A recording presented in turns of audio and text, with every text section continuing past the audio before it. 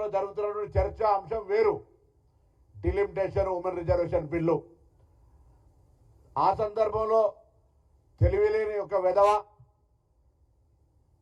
మెదడు జ్ఞానం లేక తెలంగాణ విభజనను పాకిస్తాన్ భారత విభజనతోటి పోల్చి ఈరోజు ఈ భారతదేశంలో ప్రజాస్వామికంగా రాజ్యాంగ ప్రకారంగా లోక్సభ రాజ్యసభ పాస్ చేసినటువంటి బిల్లులను పార్లమెంటు వేదికగా అవమానపరుస్తుంటే తెలంగాణ నుంచి ఎంపికైన 8 మంది భారతీయ జనతా పార్టీల ఎంపులు చీము నెత్తురు లేకుండా వాటిని విని ఎంజాయ్ చేసేటువంటి దౌర్భాగ్య పరిస్థితి వింటే తెలంగాణ తల్లి రోధించేటువంటి పరిస్థితి ఉంది. అలా ఏ మాత్రం బాధ్యత ఉన్నా, తెలంగాణ రక్తమున్నా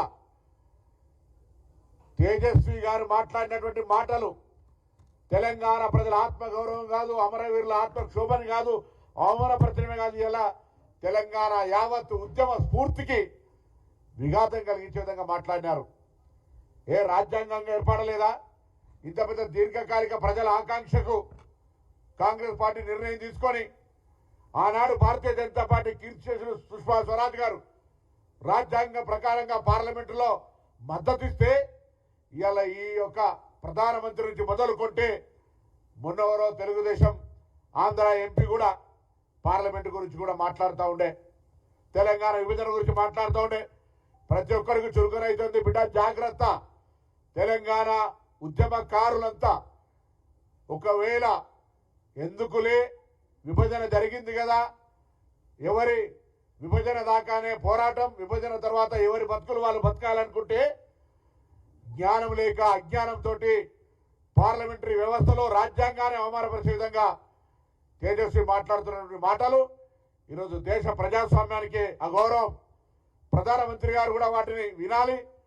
కాంగ్రెస్ పార్టీ మా నాయకుడు రాహుల్ గాంధీ గారు కూడా మెయిల్ చేశాం. అది పార్లమెంట్లో తొలగించేదాకా, ఆ పార్లమెంటు రికార్డుల నుంచి ఆ పదాలు తొలగించేదాకా డిమాండ్ చేయాలని కూడా కోరుతా ఉన్నాం. లోక్సభ స్పీకర్ స్వయంగా మా లేఖకు స్పందించి తెలంగాణ ప్రజల ఆత్మగౌరవానికి ప్రతీకగా లోక్సభ ద్వారా పాస్ అయినటువంటి బిల్లును అవహేళన చేస్తున్నటువంటి వ్యక్తుల పట్ల తగిన చర్య తీసుకొని రికార్డుల నుంచి తొలగించడమే కాకుండా అతని పార్లమెంటు సభ్యత్వాన్ని రద్దు చేయాలని కూడా ఈ సందర్భంగా డిమాండ్ చేస్తూ ఉన్నాం. తెలంగాణ ఎలా వచ్చింది? ఏం రక్తపాతంతో తీసుకున్నామా? తెలంగాణ మేమే ఆత్మత్యాగాలు చేసి ఆత్మహుతులకు పాల్పడి ప్రజాస్వామికంగా చట్టాల ద్వారా చేసుకున్నామే. మరి అటువంటి పరిస్థితిని ఇవాళ మీరు ఈ విధంగా ఇష్టం వచ్చినట్టుగా ఇష్టం ఉన్నప్పుడు మాట్లాడుతుంటే ఎవరు ఎందుకు మాట్లాడుతున్నారు అని అడుగుతా ఉన్నా. ఇవాళ పెద్ద పెద్ద మాటలు మాట్లాడే తెలంగాణ బీజేపీ అధ్యక్షుడు రామచంద్రరావు గారిని అడుగుతా ఉన్నా. ఇప్పటికైనా మీకు తెలంగాణ రక్తం ఉంటే mister Kishan Reddy, mister Bandi Sanjay and 8 MPs Laxman గారితో సహా మేము తెలంగాణ బిడ్డలైతే తెలంగాణ తల్లిని అవమానపరుస్తుంటే, ఏ తల్లికైనా అవమానం జరిగితే ఆ తెలంగాణ తల్లికి అవమానం జరుగుతుంటే చూస్తూ ఊరుకుంటే ఇది మంచిదా అని అడుగుతా ఉన్నాం. ఇవాళ ఇప్పుడు కూడా మాట్లాడకుండా ఉంటే ఇది మీరు తల్లికి ద్రోహం చేసినట్టుగానే భావించాల్సి వస్తోంది. ఆనాడు శాసనసభ్యత్వానికి రాజీనామా చేయకుండా పరారైన వ్యక్తి ఇవాళ తెలంగాణకు సంబంధించి ప్రాతినిధ్యం వహిస్తున్నప్పటికీ మంత్రిగా తెలంగాణ ఏర్పాటును ప్రధానమంత్రి మాట్లాడినప్పుడు అంటే భయం ఉండే కావచ్చు, మంత్రిగా తీసేస్తారని మాట్లాడలేదనుకున్నాం. కానీ అమిత్ షా మాట్లాడిన ఇవాళ తెలుగుదేశం పార్టీ ఎంపీ తెలంగాణ ప్రజలను రెచ్చగొట్టే విధంగా ఏదో శాసనసభ తీర్మానం గురించి మాట్లాడుతూ రకరకాలుగా రాజ్యాంగంలో ఆర్టికల్ 3 డాక్టర్ బాబాసాహెబ్ అంబేద్కర్ గారు రచించినటువంటి ఆర్టికల్ గురించి తెలవక అటువంటి అజ్ఞానులు ధనబలంతో మందబలంతో పార్లమెంట్కి వస్తే కనీసం ఆ పార్టీ అయినా బుద్ధి నేర్పాలి. ఇలా సౌహృద వాతావరణంలో బతకాల్సిన పరిస్థితుల్లో తెలంగాణ ఏర్పాటు మీద తాపకొకసారి కారం జల్లుతూ పుండు గెలికే ప్రయత్నం చేస్తూ ఉన్నారు. ఇది ప్రజాస్వామ్యానికి మంచిది కాదు. అసలు దేశ ప్రజాస్వామ్యంలో రాష్ట్రాల కూటమిగా ఏర్పడ్డ ఈ దేశంలో ప్రజాస్వామిక ఫెడరల్ సిస్టంలో తెలంగాణ విభజనను అవహేళన చేస్తుంటే తెలంగాణ ఏర్పాటుకు సంబంధించినటువంటి ప్రక్రియ ఆ వేదిక లోక్సభ అయితే అక్కడనే దానికి తెలంగాణ ఏర్పాటుకు అవమానం జరుగుతుంటే ఎందుకు ప్రేక్షకులుగా ఉంటా ఉన్నది వ్యవస్థ? ఇవాళ నేను మళ్ళీ డిమాండ్ చేస్తా ఉన్నా, భారతీయ జనతా పార్టీ అధ్యక్షుడు రామచంద్రరావు గారు, కేంద్రంలో ప్రాతినిధ్యం వహిస్తున్న ఎంపీలు, లోక్సభ రాజ్యసభ, మీరు ఈ అంశాన్ని తీవ్రంగా తీసుకుంటే నేను తెలంగాణ ఉద్యమకారులందరికీ విజ్ఞప్తి చేస్తా ఉన్నా, ఇది ఏ ఒక్కరికి అవమానకరం కాదు. ఇలా తెలంగాణ ఉద్యమ స్ఫూర్తిగా, తెలంగాణ ఉద్యమకారులంగా అనేక సందర్భాల్లో మనం మన హక్కును గుర్తింపును అడుగుతున్నప్పుడు మనను అవమానపరిచి, మన ఉద్యమాన్ని, మన ఏర్పాటును, తెలంగాణ విభజన విధానాన్ని అవమానపరిచి మాట్లాడుతున్నటువంటి వాళ్ళ పట్ల మరొక్కడు నోరు విప్పే ధైర్యం చేయకుండా చట్టరీత్యా, ప్రజాస్వామ్య రీత్యా, రాజకీయ రీత్యా అన్ని రకాలుగా వాళ్ళ వాళ్ళకు బుద్ధి చెప్పేటువంటి ప్రక్రియ జరగాలని కోరుకుంటా ఉన్నా. ఇది నిజంగా దురదృష్టకరం. ఇటువంటి వ్యాఖ్యలను మాట్లాడేటువంటి పార్టీ ఇంకా తెలంగాణలో నాయకులు తిరగగలుగుతా ఉన్నారంటే కూడా నాకైతే, నేను ప్రజాస్వామ్యంలో లా అండ్ ఆర్డర్ బ్రేక్ అవుతుంది కాబట్టి ఆలోచన చేస్తాను. లేకపోతే నిజంగా మీకు ఏమాత్రం కన్న తల్లికి ద్రోహం చేసి తిరుగుతున్నట్టుగానే భావించే పరిస్థితి తప్ప ఇంకొకటి కాదు. నేను ఇప్పటికైనా మరొక్కసారి ఈరోజు ఈ తెలంగాణ ఏర్పాటును ఇండియా పాకిస్తాన్ విభజనతోటి పోల్చినటువంటి ఎంపీని వెంటనే పార్లమెంట్ నుంచి బర్తరఫ్ చేయాలి. ఆయన మాట్లాడినటువంటి మాటలు రికార్డు నుంచి తొలగించాలి. తెలంగాణ నుంచి ప్రాతినిధ్యం వహిస్తున్న భారతీయ జనతా పార్టీ ఎంపీలు ముందుగా చొరవ చూపెట్టి ఈ అంశం మీద స్పందించాలి. లేదంటే తెలంగాణ వ్యాప్తంగా ఉన్నటువంటి నా ఉద్యమకారులు, తెలంగాణ అమరవీరుల కుటుంబాలు, తెలంగాణకు సంబంధించినటువంటి ప్రతి ఒక్కరూ ఈ అంశం మీద స్పందించాల్సిందిగా కోరుతూ నేను ఈరోజు ఓం బిర్లా గారికి లేఖ పంపిస్తా ఉన్నా. దయచేసి తెలంగాణ ప్రజల ఆత్మగౌరవానికి, తెలంగాణ ఏర్పాటుకు వేదికైన లోక్సభను అవమానపరుస్తూ మాట్లాడినటువంటి విధానాన్ని వెంటనే ఆ మాటల రికార్డు తొలగిస్తూ ఆ సభ్యుడిపై తగిన చర్యలు తీసుకోమని, అవసరమైతే తెలంగాణ పార్లమెంటు సభ్యులుగా మాజీ పార్లమెంటు సభ్యులను కూడా కలిసి నేరుగా స్పీకర్ని కలిసి విజ్ఞాపన కూడా చేస్తాం. అతను సభలో ఉండడానికి వీల్లేదు అనేటువంటి డిమాండ్ తెలంగాణ మాజీ పార్లమెంటు సభ్యుడిగా డిమాండ్ చేస్తా ఉన్నాం. ఇది తెలంగాణ ప్రజల యొక్క అగౌరవపరచడం తప్ప ఇంకొకటి కాదు. ఉద్యమాన్ని అవమానపరచడం, రాష్ట్ర ఏర్పాటును అవమానపరచడం, ప్రజాస్వామ్యాన్ని అవమానపరచడం, రాజ్యాంగాన్ని అవమానపరచడం, ఏ లోక్సభ రాజ్యసభలలో వేదిక ద్వారా పాస్ అయిందో ఆ పాస్ అయిన విధానాన్ని వ్యతిరేకించడం ఇది అప్రజాస్వామికం. దీనిపైన భారతీయ జనతా పార్టీ నాయకత్వం స్పందించాలని సందర్భంగా డిమాండ్ చేస్తా ఉన్నాం.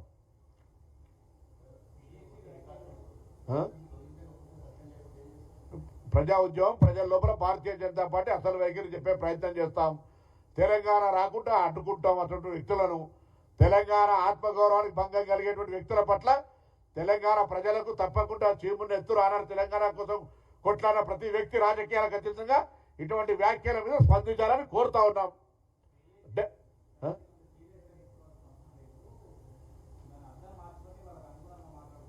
ఇప్పుడు దీని పట్ల కనీస జ్ఞానం ఉన్నాడు ఎవడైనా, తెలంగాణ రాష్ట్ర విభజన ఆకాంక్ష సంవత్సరాల తరబడి ఉంది.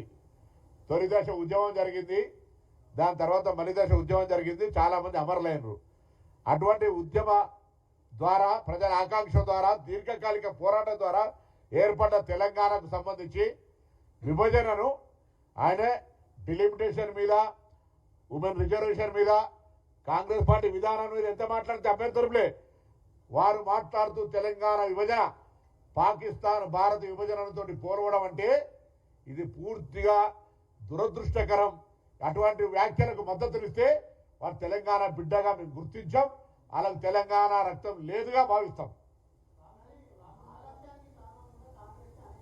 అరే జరిగిపోయింది, తెలంగాణ వచ్చిన గురించి మాట్లాడితే ఏం మాట్లాడు ఆయన. మరి ఆనాడు 3 రాష్ట్రాలు ఇచ్చినాడు, ఇవ్వాల్సి ఉండే కదా. మీరు ఒక ఓటు 2 రాష్ట్రాలను ఇవ్వని కారణంగా ఇవన్నీ జరిగినాయి. మీరు కదా కాకినాడ తీర్మానం చేసి నాలుగైనా దాటిపట్టానా?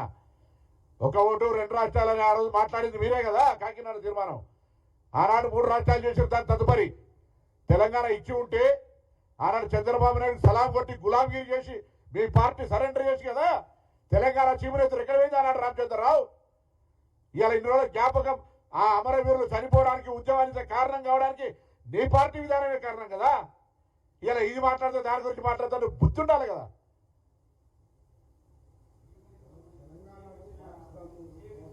దాని గురించి మాట్లాడి సీఎం గారు ఇచ్చిన హైబ్రిడ్ సిస్టమ్ మీద క్రిటిసైజ్ చేయదలుచుకున్నాం. మా పార్టీ స్టాండ్ మీద క్రిటిసైజ్ చేసుకున్నాం. You have every right. That is the forum to discussion. నీకు హక్కు ఉంది క్రిటిసైజ్ చేయడానికి, నీకు మార్గం చెప్పి నీ పార్టీ స్టాండ్ చెప్పుకోవడానికి హక్కు ఉంది. బట్ ఎవడిచ్చిండు నీకు ఈ హక్కు? నా ప్రజాస్వామికంగా ఏర్పడిన తెలంగాణను ఉదరించే హక్కు ఎవడిచ్చిండు అని అడుగుతున్నాం.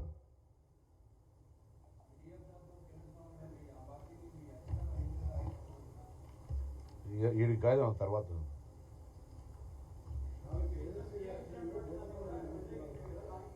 సరే, ఇప్పుడు నేను ఆ సబ్జెక్ట్లకు వదలుచుకోలేదు. ఆయనకు అది ప్రజాస్వామిక హక్కు, మాట్లాడే హక్కు ఉంది. దాన్ని నేను విమర్శించడము, క్రిటిసైజ్ చేయడం, I'm not a parliament member. Parliament member జవాబు చెప్తారు. నేనేమడుగుతున్నా, తెలంగాణ ప్రభుత్వం హైబ్రిడ్ విధానానికి సంబంధించి ఆయనకు 100% హక్కు ఉంది క్రిటిసైజ్ చేసేది. I'm not mentioning that issue. నేను అడుగుతా ఉన్నా, తెలంగాణ విభజన పాకిస్తాన్ ఇండియా విభజనతోటి పోలిస్తే మాది అప్రజాస్వామికం అయినట్టే కదా, మేము అన్డెమోక్రటిక్గా విభజించుకున్నట్టు కదా, మేము తెలంగాణ ప్రజల ఆకాంక్షను అగౌరవపరుస్తున్నట్టే కదా. భారతీయ జనతా పార్టీ దానికి సమర్థిస్తే మూర్ఖత్వమా, పిచ్చా? బుద్ధి ఉన్నదే మనాలకు?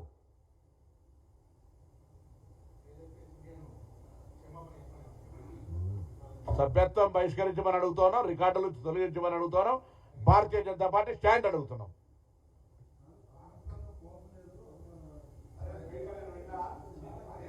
మీరు అట్లా మాట్లాడితే దానికి అట్లా మాట్లాడేటోళ్ళు, సమర్థించిన వాళ్ళు బుద్ధి లేని వాళ్ళు. నేను ఆ రికార్డు చెప్తా ఉన్నా, ఇలా బాగా చెప్తా, రికార్డులు వచ్చింది. మీరు అది రాలేదంటే మీరు కూడా మాట్లాడితే నేనేం చేయాలిగా? నేను భారతదేశం పాకిస్తాన్ విభజనతోటి పోల్చడం జరిగింది. తెలంగాణ ప్రస్తావన తెచ్చి ఇంకేం కావాలి? త్రిపాల్ ఫలానైనా లేడు అంటే త్రిపాల్ గురించి మాట్లాడలేదంటే ఏం చెప్పాలిగా? అర్థం చేసుకోండి దయచేసి. ఈ తెలంగాణ ఆత్మగౌరవం, తెలంగాణ ఉద్యమంలో 5 సంవత్సరాలు పార్లమెంట్లో నిరంతరం పార్లమెంటుకు సంబంధించిన ప్రజల ఆకాంక్షకు అనుగుణంగా గొంతెత్తిన వాళ్ళం. ఇలా తెలంగాణను అవమానపరచాలి జాగిరా? ఇవాళ తెలంగాణ ఇంత అవమానపరిచిన కూడా తెలంగాణలో బీజేపీ ఎవడన్నా మద్దతు మాట్లాడితే మూర్ఖుడు అని చెప్తున్నా. ఎవడన్నా ఆన్ రికార్డ్.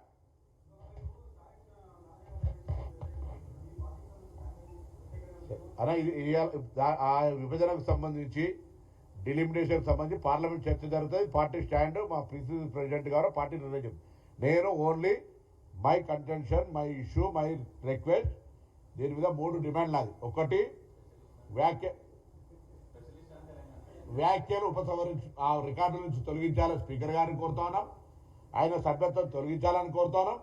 దీన్ని తెలంగాణ భారతీయ జనతా పార్టీ నాయకత్వం గుడ్డిగా, బుద్ధి లేకుండా తెలంగాణ అవమానపరిచేటువంటి, అమరవీరులను అవమానపరిచే విధంగా స్పందించొద్దు. ఆయన మాట్లాడింది బాజాప్తా రికార్డులో ఉంది. మీరు దాన్ని తొలగించి దాని మీద పొరపాటు ఆయన మాట్లాడింది అనేంత ధైర్యం ఉండేటువంటి ప్రయత్నం చేయండి. మేము తెలంగాణల అధికార పార్టీ సభ్యులంగా ఉండి తెలంగాణ ఆకాంక్ష కొరకు ప్రజల కోసం పోరాడినాం. ఇలా మీ దగ్గర అంత లేదు, చీమునెత్తులు లేదు, సాధ్యం కాదంటే మూర్ఖులుగా చరిత్రలో నిలబడతారు.